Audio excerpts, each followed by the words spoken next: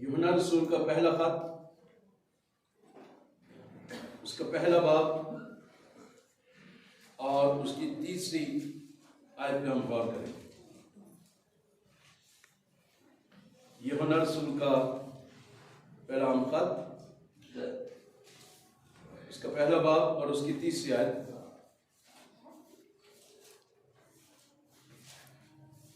इसमें लिखा हुआ है यूहन्ना रसूल के पहले हम खत में उसके तीसरे बाब की पहले बाब की तीसरी आयत में, जो कुछ हमने देखा और सुना है तुम्हें भी उसकी खबर देते हैं, ताकि तुम भी हमारे शरीक हो और हमारी शराकत बाप के साथ और उसके बेटे यीशु मसीह के साथ है। जो कुछ हमने देखा और सुना तुम्हें भी इसकी खबर देते हैं, ताकि तुम भी हमारे शरीक हो और हमारी शराकत बाप के साथ और उसके बेटे यीशु मसीह के साथ है। खुदावंद यीशु के कलाम के वसीला से हम तमाम को खुदा बड़ी बरकत बख्शे। आमीन।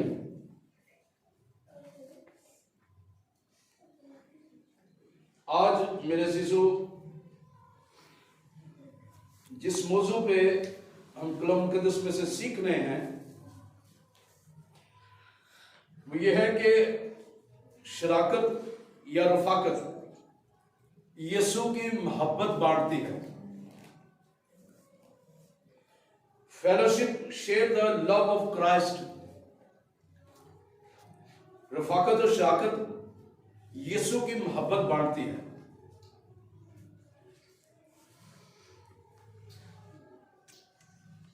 जो खत यूहन्ना ने लिखा है वो लफ्ज यहां पे शराकत इस्तेमाल करता है, जिसका मतलब ही रफाकत है, और अंग्रेजी में उसे फेलोशिप कहते हैं, जिसका मतलब है गहरा रिश्ता, गहरा ताल्लुक मजबूत बनाना, जुड़े रहना,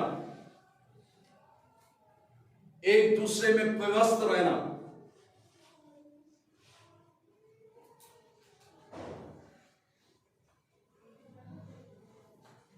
जब हम बाइबल मुक़द्दस के तिलावत का मुतालिया करते हैं, बाइबल मुक़द्दस को पढ़ते हैं, तो पढ़ने के साथ साथ हमें जो हमें हवाला दिया जाता है या पढ़ा जाता है, या घर में या पर्सनल तौर पर या इबादत में या कलाम सुनाते हुए, तो हमें उसको अपनी जिंदगी में अप्लाई करने के साथ साथ सुनने की जरूरत है, देखने की जरूरत है, अपने जिंदगी में लेने की जरूरत है। आज का हवाला, आज का पैगाम मेरी जिंदगी में कितना अफेक्ट कर रहा है, करेगा या करता है, फिर ही वो गहरा रिश्ता, गहरा ताल्लुक बनता है, फिर ही गहरा ताल्लुक मजबूत होता है, फिर ही जुड़े रहते हैं और फिर ही हम व्यवस्थ रहते हैं। तो पौलुस रसूल कहते हैं, यूहन्ना रसूल कहते हैं, जो कुछ हमने देखा और सुना, क्योंकि यीशु के शागिर्दों में से, रसूलों में से ये वो वाहिद रसूल था, वाहिद शागिर्द था, जो यीशु के दुखों में, सलीब के रास्ते तक, यीशु के मरने तक वो यीशु के साथ साथ रहा। इसलिए वो कहता है, जो कुछ हमने देखा और सुना तुम्हें भी उसकी खबर देते हैं, ताकि उस खबर से, उस पैगाम से बेखबर ना आप रह जाए, गाफिल ना आप रह जाए। ये ना सोचे कि हमें तो बताया ही नहीं गया, हमें तो पता ही नहीं चला। इसलिए जो कुछ हमने देखा है, तजर्बा किया है, यीशु की बातों को सुना है, गौर से सुना है, करीब होकर सुना है, उसके साथ व्यवस्थ होकर सुना है, उसके साथ एक होकर सुना है, उसको करीब से देखा है, और तुम्हें भी इसकी खबर देते हैं, ताकि तुम भी हमारे शरीक हो, जिस तरह हम मसीह के शरीक हैं, शराकत में हैं, रफाकत में हैं, उसके साथ जुड़े हैं। हमारी शराकत बाप के साथ और उसके बेटे यीशु के साथ है। आज के इस अफरा तफरी के दौर में रफाकत और शराकत बहुत काउंट करती है, बहुत मायने रखती है।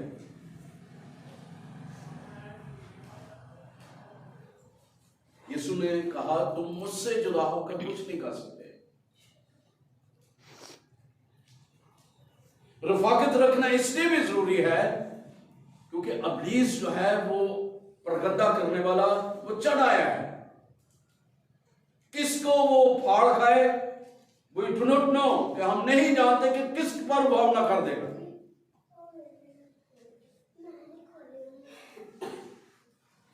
इसलिए हमें उसमें कायम रहना जरूरी है, उसके साथ शराकत रखना जरूरी है। इसलिए वो कह रहे हैं कि तुम भी हमारे साथ शरीक हो, शराकत रखो, बाप के साथ, बेटे के साथ शराकत रखो। मैंने करीब से होकर देखा है और सुना है, मसीह की मोहब्बत को देखा है।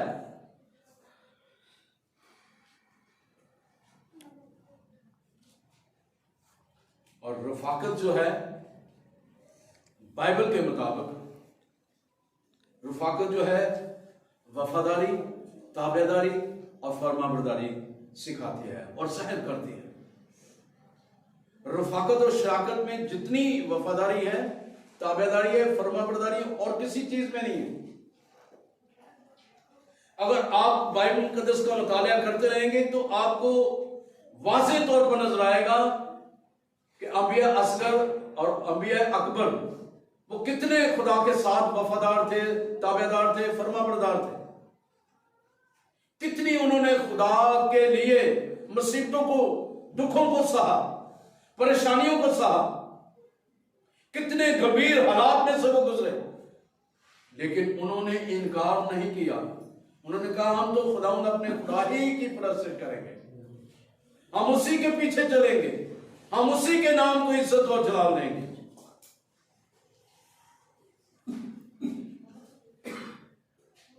हमने अपनी जिंदगी पर गौर करते हुए ये देखना है कि हमारी रफाकत का मेयार कैसा है, कितना है, किस तरह का है। क्या हमारी रफाकत अच्छी है, भली है, चंगी है? किस तरह की हमारी रफाकत है? अब मेरे अज़ीज़ों, दो तरह की रफाकत है। मैं यहां पे पॉइंट आउट करना चाहता हूं, दो तरह की रफाकत है। एक दुनियावी रफाकत है और एक रूहानी रफाकत है। दुनियावी रफाकत में इंसान के मुंह से बेशुमार ऐसी खताएं हो जाती हैं। जहां पर चार बंदे इकट्ठे मिलकर बैठे हैं, वहां पे वो अपनी तरफ से वो रफाकत रखे हुए हैं, लेकिन वहां पे चार बंदे बैठकर एक दूसरे की ऐब तो ही कर रहे हैं। वहां पे बैठकर वो तनकीद का निशाना कर रहे हैं। और बेशुमार लोग जो हैं वो अक्सर बड़े खादमों को तनकीद का निशाना बनाते हैं।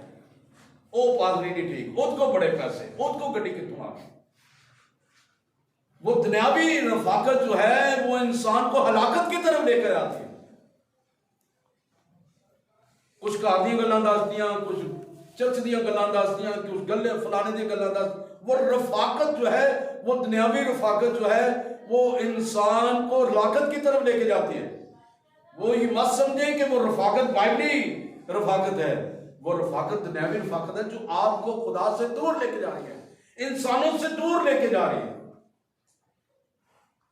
जो कुछ हमने देखा और सुना, ताकि तुम भी उससे उस खबर को ले सको, उसको जान सको, ताकि तुम भी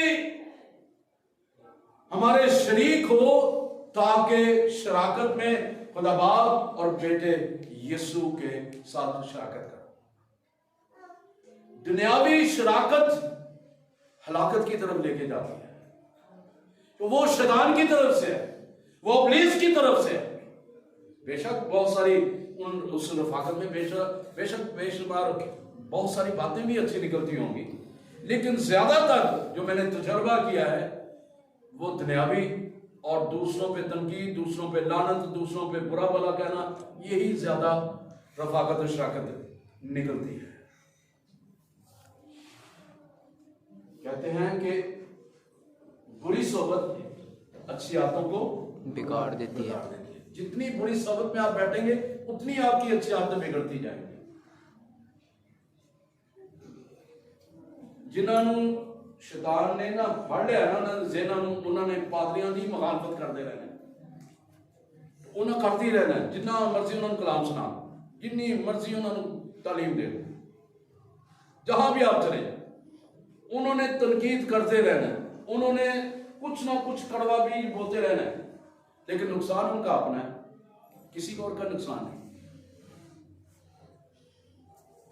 तो इसलिए वो रफाकत, मैंने इसलिए सवाल रखे मेरी और आपकी रफाकत का म्यार कैसा है, कितना है, किस तरह का है, कितनी हम यीशु के साथ रफाकत रखते हैं, कितनी हम दूसरों के साथ रफाकत रखते हैं।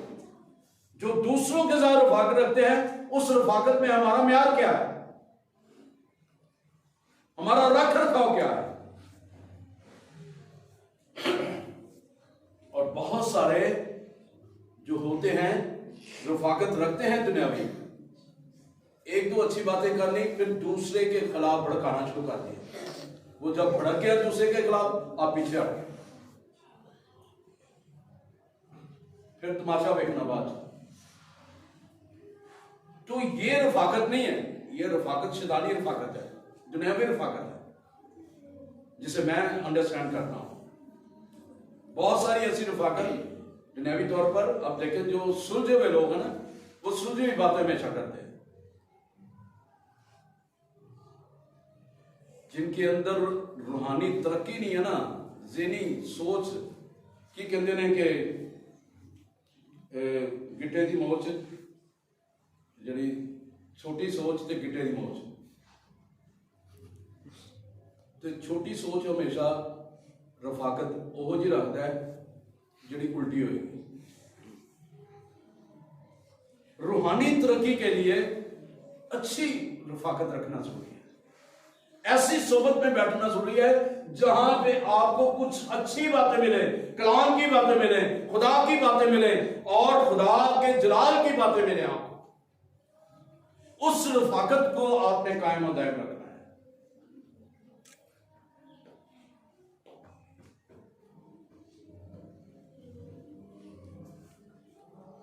इसलिए मेरे अज़ीज़ों, मैंने और आपने हमेशा अपनी रफाकत और शराकत का म्यार देखना है, क्योंकि जब आप बैठेंगे ना, मैंने अनुमान रखा है कि रफाकत और शराकत खुदा की मोहब्बत को बांटती है।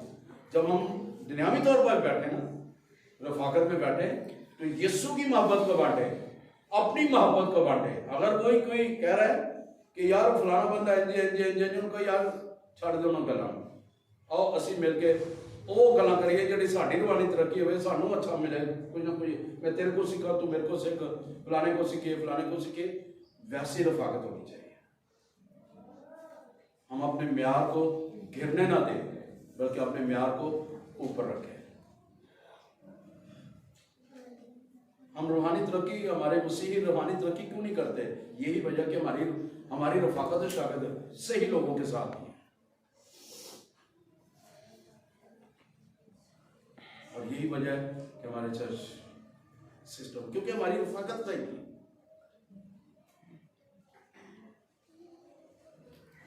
इसलिए हम अपने म्यार को देखें कहां पर। आइए दूसरा एक और हवाला देखें, यूहन्ना ही का था, यूहन्ना का अंजील उसका 15वां बाब।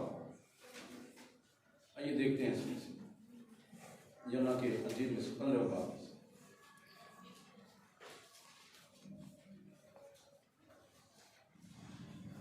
खूबसूरत बातें यीशु मसीह कहते हैं।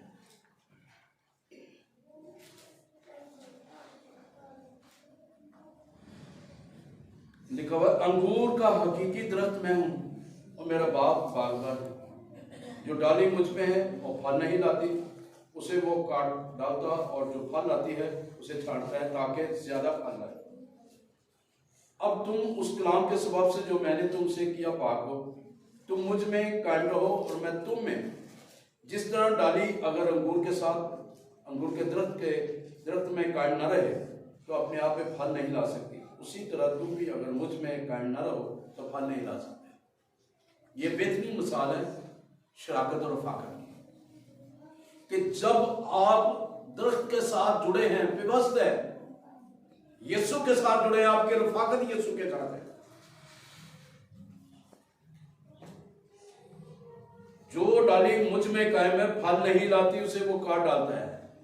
अगर हम कहते रहते हैं नहीं जी बड़ी दुआ करी थी, कलाम भी पढ़ी था, मीटिंग भी अटेंड करी थी, बहुत कुछ, लेकिन वो फल नहीं है, तो वो ये कायम नहीं है हम उसके साथ, तो वो कहता है उसे काट डालता है, आग में झोंक देता है।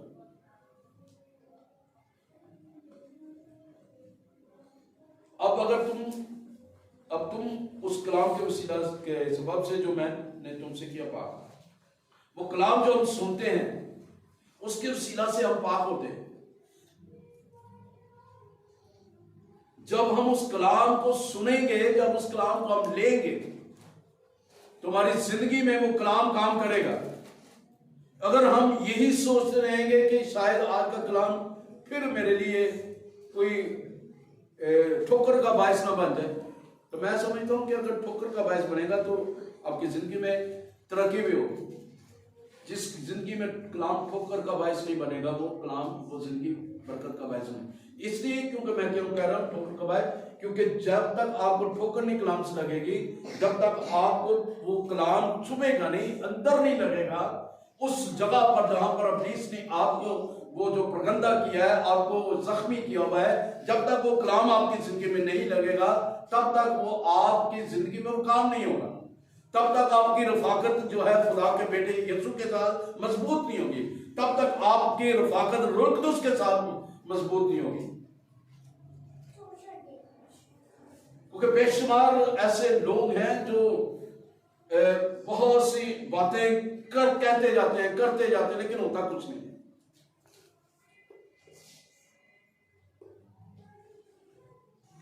मैं ज्यादा पहले बोलता था, मेरी कोशिश होती है कि मैं नबूवत करूं, क्योंकि खुदा ने जो लेबल मुझे दी है, लेकिन अब मैं खामोश रहता हूं, मैं चेक करता रहता हूं। ये चंद दिन पहले की बात है, और हम चढ़े गए हुए थे, मैं और मेरी मिसेस, तो वहां पे जोड़ा था। रफाकत के बाद हम आने लगे, कमरे से बाहर निकले हैं, तो मैंने उन्हें कहा यार आपको जल्द खुदा जो है वो बाहर ले जाने को है, और आप जो सोच रहे हैं ना कि हमने बाहर जाना है, तो खुदा आपको जल्द लेके जाने वाला है।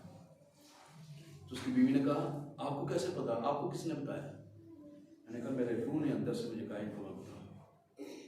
मैंने दूसरी बात सुनी, दूसरी ये बात कि आप इटली के लिए अप्लाई कर रहे हैं और आपका वो काम हो जाएगा है, ये समझो हो गया है, क्योंकि आपको आपके साथ खुदा ने कलाम किया है, आपके अंदर से आवाज निकली है, और खुदा ने मुझे पता है कि ये काम करना है। अब देखिए कि उन्होंने कबूल किया, और मुझे पता है कि जो कलाम मुंह से निकला है, जो खुदा ने नबूवत की है उनके लिए, वो काम हो जाएगा। तो जो कलाम आपको सुनाया जाता है, जब आप उसे कबूल करते हैं तो फिर पार लाते हैं। इसलिए उसने कहा कि जो कलाम मैंने तुम्हें सुनाया उससे तुम पाक हुए। तो पाक उस वक्त तक नहीं होंगे जब तक कलाम अंदर नहीं जाएगा। रफाकत उस वक्त गहरी नहीं होगी जब तक कलाम अंदर नहीं जाएगा।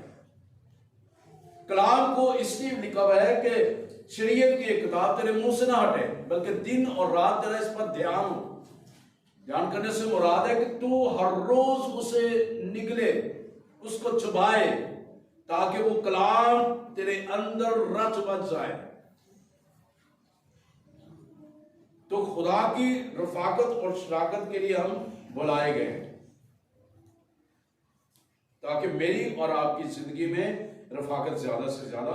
अंगूर देखे, इसकी एक और मिसाल है, अंगूर के गुच्छे में बेशुमार दाने होते हैं, उनको देखिए कितना इकट्ठा है, एकदम से वो मजबूत, आस्ता आस्ता दाना दाना करके उनको फेंकते जाएंगे। उसकी जो है वो क्या कहते हैं उसका, टूटती जाएगी उनकी। तो क्या है कि जब तक वो इकट्ठे हैं, जुड़े हैं, तो पावर है उनके अंदर। मैं और आप जिस तरह हम मसीह के साथ जुड़े हैं, तो हमारी रफाकत में कमी नहीं होगी, तो फिर हमें कोई हिला नहीं सकता, हमें कोई गिरा नहीं सकता, हमारी बरकत में हमें कोई दूर नहीं ले जा सकता। हमारी जिंदगियों में जो खुदा काम करना चाहते हैं, हम खुद उसको रोक देते हैं, इनकार करके, नहीं नहीं नहीं नहीं। जब हम ना कहते हैं तो फिर खुदा स्टॉप हो जाता है। जो खुदा आपको देने वाला होता है, आप ना कर देते हैं, खुदा स्टॉप कर देता है। आपकी रफाकत कह रही खुदा बेटे, खुदा बाप, खुदा बेटे यीशु और खुदा पाकियों के साथ होनी चाहिए। मैं इसलिए जोर देता हूं कि पर्सनल आपकी दुआ जरूरी है इस रफाकत और शाकत के लिए। दुआएं तो सभी करते हैं, दूसरों के लिए, अपने लिए, अपने खानदान के लिए सभी दुआ करते हैं, लेकिन आपकी पर्सनल रफाकत और शाकत कितनी खुदा के साथ, वो सबको पता होता है। मुझे पता है कि मेरी कितनी रफाकत उसके साथ है। इसलिए वो कहते बस तू याद कर तू कहां से गिरा है, ना तो सर्द है और ना गर्म है। इसलिए वो कहता है कि तू गर्म हो जा, नहीं तो मैं तुझे अपने मुंह से निकाल फेंकूंगा। उसके साथ रफाकत और शाकत जरूरी है। एक वक्त पूरे दिन में 3 टाइम आप मुकर्रर कर रहे हैं जिसमें आपने पर्सनली खुदा को टाइम देना है। अगर आपकी जॉब ऐसी है, काम ऐसा है, 2 टाइम दे दें, लेकिन टाइम अपना पर्सनली जाती तौर पर कम से कम 1 घंटा आपका खुदा के साथ पर्सनली, खुदा किसी के लिए दुआ ना करें, सिर्फ आपकी और खुदा के साथ गुफ्तगू होनी चाहिए, रफाकत होनी चाहिए। फिर देखिए आपका म्यार, रफाकत और शाकत का म्यार कितना आपका म्यार होगा, कितना होगा। क्योंकि पतरस का म्यार इसलिए बुलंद था, इसलिए उसके साय से लोग शिफा पा जाते थे, क्योंकि उसकी रफाकत यीशु के साथ। कहा यीशु मुझसे दूर चला जा, क्योंकि मैं गुनाहगार हूं। तो जब यीशु आता है ना, तो फिर गुनाह नजर आना शुरू हो जाते हैं। जब गुनाह नजर आना शुरू हो जाते हैं, तो फिर हमें इकरार करने की जरूरत है। जब इकरार करते हैं तो खुदा दरवाजों को खोलना शुरू कर देता है। Hallelujah, hallelujah, hallelujah, hallelujah. So एक और हवाला देखिए, अमाल की किताब। आइए अपने म्यार को देखें, आपकी रफाकत और शाकत का म्यार कितना है। क्योंकि यीशु की रफाकत मोहब्बत बांटती है, आप कितनी मोहब्बत बांटते हैं उस रफाकत में। यीशु के साथ आप कितनी मोहब्बत बांटते हैं, रखते हैं, और दूसरों के साथ आप कितनी रफाकत रख के मोहब्बत बांटते हैं। आइए देखिए रसूलों के माल 2 बाब उसकी 42वीं आयत 42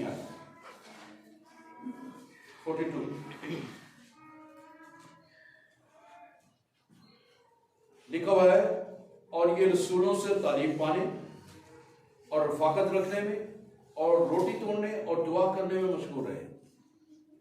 कौन? जिन्होंने यीशु मसीह को कबूल किया। शागिर्दों के साथ, रसूलों के साथ वो क्या करते थे? तालीम पाते थे। तालीम पाने के साथ साथ वो रफाकत भी रखते थे, इसके साथ साथ वो रोटी भी तोड़ते थे, इसके साथ साथ वो दुआ भी करते थे। ये 4 चीजें कलीसिया में होना बहुत जरूरी है, एक जिंदगी में होना जरूरी है। तालीम पाना, रफाकत रखना, रोटी तोड़ना और दुआ करना। रोटी तोड़ने से ये मुराद है कि आप, जैसे उस दिन खादम ने बताया, आप अपने खादम को मुंतजिर रहें, उसके घर में उतारें, उसकी खिदमत करें, रफाकत रखें। ये ना सोचे कि इतना खर्चा हो जाएगा, खर्चे को ना सोचें दुगना आपको मिले, खुदा देगा। जो खादम आपके घर में आया है वो आप उसकी खिदमत कर रहे हैं, खुदा उसके वसीला से, दुआ के वसीला से खुदा को बरकत देगा। हालेलुया। हालेलुया। मैंने खुदा के खादम की खिदमत की है, मुझे खुदा दे रहा है, खुदा ने ब्लेस किया है, मैं भी खाने खजानों से वो दे रहा है। उसकी ये मोहब्बत है। जब आप रफाकत रखेंगे, रोटी तोड़ेंगे, दुआ करने में मशगूल होंगे,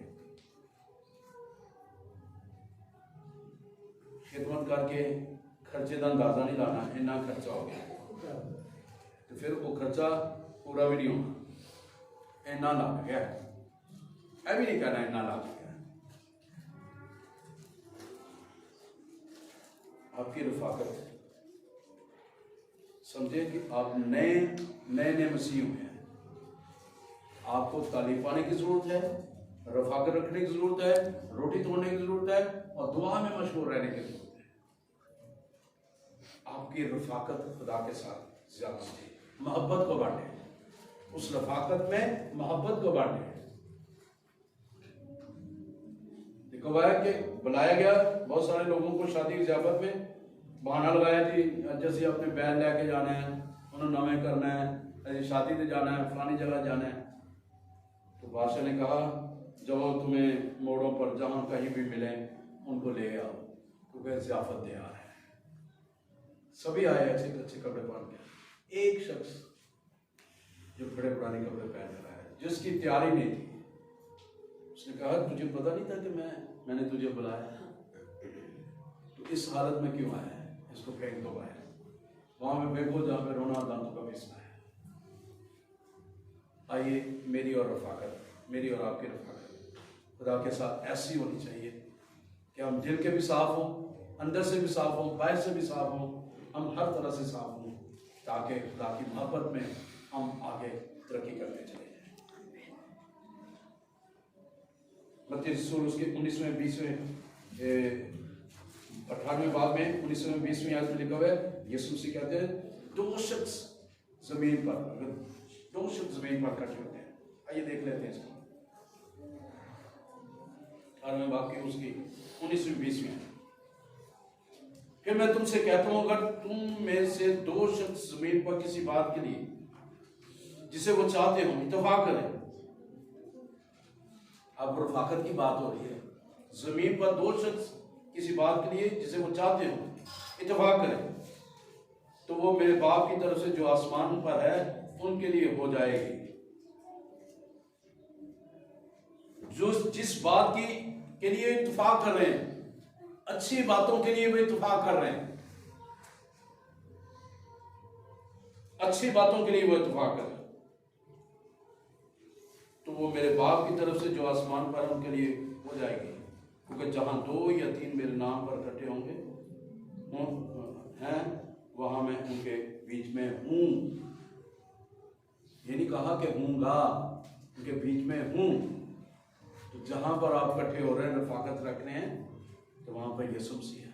तो जहां पे यीशु मसीह है वहां पे बुरी रफाकत नहीं है, वहां पे गुनाह नहीं है, वहां पे बदी नहीं है, वहां पे चलाकी नहीं है, वहां पे टांगे खींचनी नहीं है,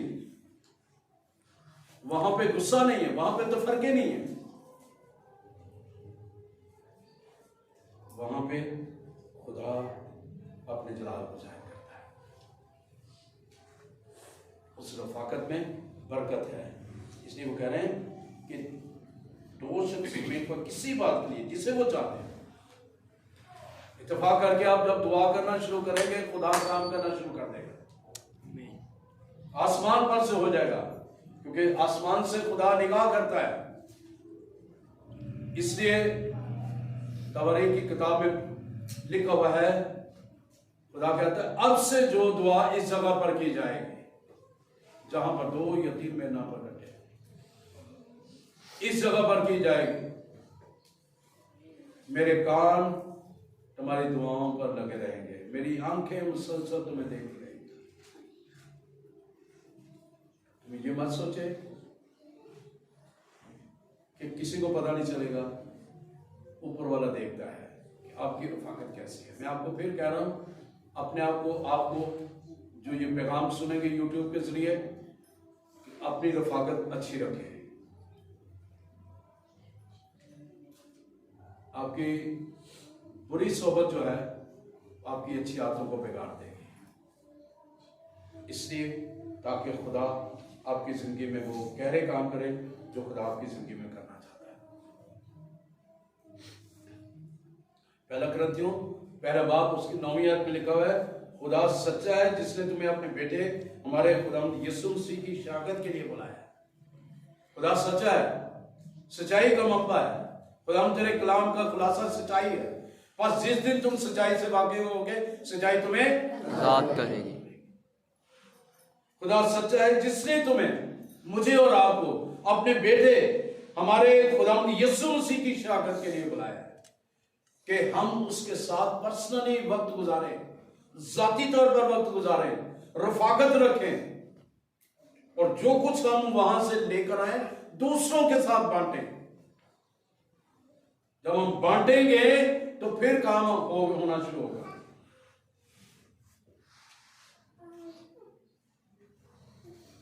अगर जे मस्जिद में दुआई अपने घर वाले ने सारे ने दुआई करता जावा तो मैं की बनना, क्योंकि मैं तो सारे ने दुआ की थी। मेरी रफाकत खुदा ने की गई, मेरी और आपकी रफाकत उस मजहबा पर जहां पर आपने बनाया, घर पे, चर्च में, जहां भी आप दुआ करते हैं, बाहर सेल में करते हैं।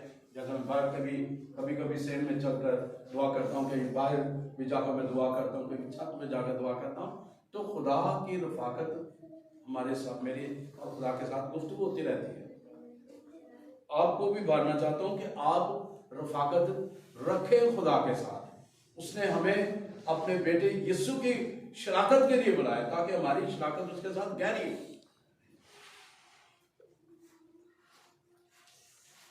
क्योंकि खुदा हमें कभी भी फरेब नहीं दे सकता, क्योंकि वो सच्चा खुदा है। उसकी रास्तबाज में हमें कायम रहने की जरूरत है। उसकी सच्चाई को अपनी जिंदगी में लेने की जरूरत है। उसके कलाम के वसीला से लोगों को शिफा मिलती है। ये उसका कलाम ही बता रहा है कि उसने अपने बेटे की शराकत के लिए उसने हमें बुलाया है। सॉरी, इसलिए खुदा कहता है मैं तुझसे हरगिज़ दस्तबरदार ना हूं, क्योंकि जब हमारी रफाकत उसके साथ होगी, शराकत के लिए बुलाए गए, हमारी रफाकत उसके साथ होगी, उसका हाथ हमसे नहीं हटेगा, बल्कि उसका हाथ हम पर ठहरा रहेगा। हमारे राब्ते उससे खत्म नहीं होंगे, बल्कि मुसलसल हमारे राब्ते उसके साथ कायम रहेंगे। और हमारे राब्ते जो है वो कायम दायम रहेंगे और इतने मजबूत हो जाएंगे, कोई तोड़ना भी चाहे ना, गुनाह जितना मर्जी आ जाए, जितने मर्जी बातें आ जाए, जितना मर्जी जादूटून आ जाए, जितना मर्जी कोई काम हो जाए, जब आप खुदा के साथ राब्ता आपका है ना, रिश्ता है, ताल्लुक है, रफाकत है, शराकत है, शरीक है आप खुदा के साथ, तो कोई भी आपको जुदा नहीं कर सकता।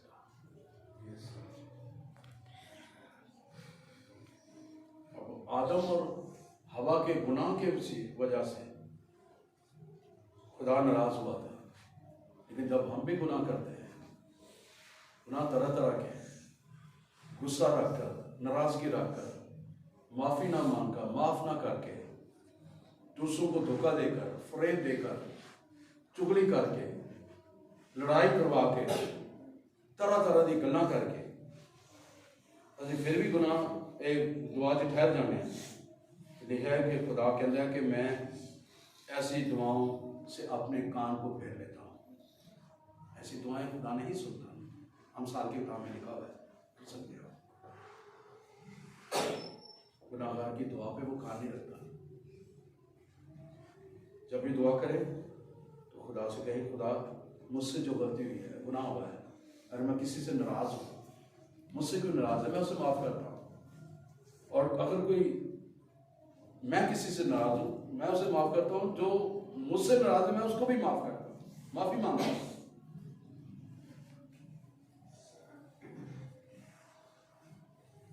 तो कई दफा गल्लां कोई भी नहीं होती, लेकिन रफाकत, ये सिर्फ रफाकत की कमी की वजह से सारा काम खराब शैतान करता है, क्योंकि रफाकत नहीं है।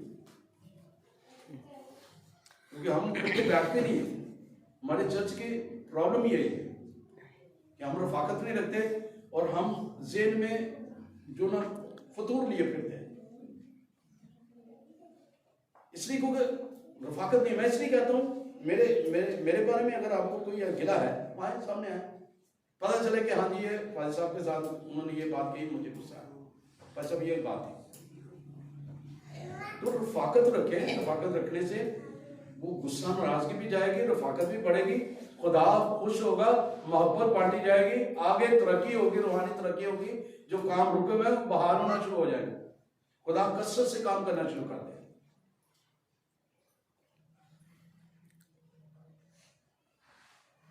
इसलिए खुदा की रफाकत में आगे बढ़े ताकि हम गुनाह पे गुनाह ना करते जाए। एक और आखिरी बात करने लगा, रफाकत और शाकत में सच्ची और खरी बातें भी होती हैं, खरवी और कड़वी बातें भी होती हैं,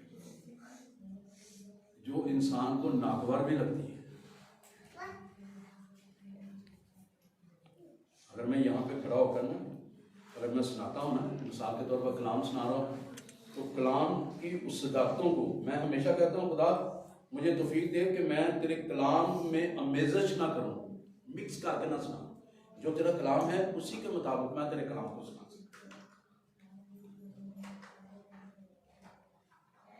तो सच्ची और खरी बातें, रफाकत, ये खुदा की तरफ से जो बर्दाश्त कर जाता है।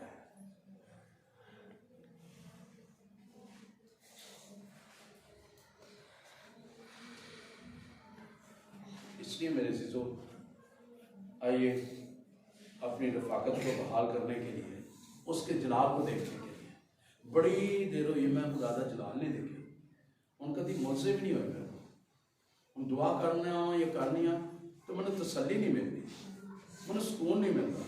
जिस तरह बैठा सा ऊंची उठ गया हूँ। क्यों? क्योंकि अंदर ठीक नहीं है। अंदर ठीक हो जाएगा, सब कुछ ठीक हो जाएगा। मैं इसलिए पिछली दफा कलाम सुनाने से पहले कहा था, रूह कुदस उस वक्त एंटर होता है आपकी जिंदगी में जब बर्तन साफ हो, बर्तन पाक हो और बर्तन खाली हो। तो ये बर्तन पाक भी होना चाहिए, साफ भी होना चाहिए और खाली भी होना चाहिए। फिर जब आप रफाकत में जाएंगे तो भरे हुए उठेंगे, खुदा काम करता हुआ नजर आएगा।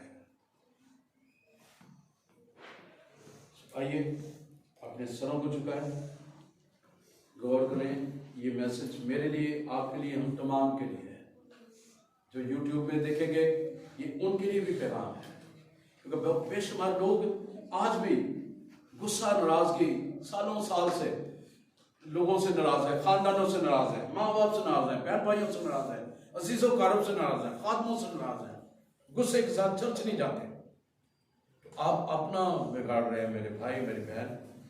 आइए खुदा की रफाकत में आ जाए, खुदा के साथ रिश्ता जोड़ लें, उसके साथ पेवस्त हो जाए। जब आप यीशु के साथ एक होंगे ना, उसकी सोबत में रहेंगे, उसके साथ रफाकत रखेंगे, तो खुदा सारे बिगड़े काम को बनाना संवारना शुरू कर देगा। आइए उसकी रफाकत में बढ़े ताकि मोहब्बत बांटी जाए, जिस तरह यीशु ने मोहब्बत बांटी कि तुम मेरी यादगारी के वास्ते ये किया कर। उस यादगारी को तो हम मनाते हैं कि जो उसने मेरे और आपके साथ की है, मेरे लिए और अपने लिए, आपके लिए उसने बदन को तोड़ा है। लेकिन क्या हम भी बदनों को तोड़ते हैं दूसरों के लिए? आइए अपने सरों को झुकाएं, गौर करें, ध्यान करें, मैं और आप कितने उसके साथ रफाकत रखते हैं। मेरा और आपका म्यार रफाकत का क्या है, कितना है, कितना गहरा है? आइए अपने सरों को झुकाएं, गौर करें, ध्यान करें, सोचो विचार करें इस खिलाफ।